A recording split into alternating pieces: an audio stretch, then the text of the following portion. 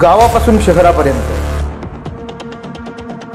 व शहरापासून राज्यापर्यंत घडणाऱ्या सामाजिक राजकीय घडामोडी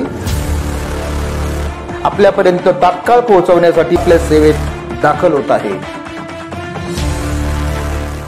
पाणी योजनेची यशस्वी चाचणी, शेतकऱ्यांच्या आशा पल्लवीत शेवगाव अखेर ताजनापूर उपसा जलसिंचन योजना टप्पा क्रमांक 2 चे पाणी वितरण कुंडात पोहोचले।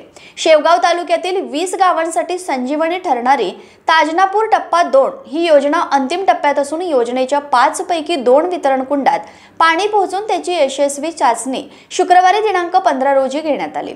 उर्वरित वितरण कुंडातून पाण्याची चाचणी घेण्यासाठी ताजनापूर उपसा सिंचन योजनेचे कार्यकारी अभियंता जगदीश पाटील, उपकार्यकारी अभियंता श्रीहरी कुलकर्णी व त्यांचे सहकारी सातत्याने प्रयत्न करत आहेत। 2014 सालापासून या भागाचे प्रतिनिधित्व करत असताना ताजनापूर उपसा सिंचन योजनेसाठी शासनाच्या माध्यमातून मोठा निधी उपलब्ध केला।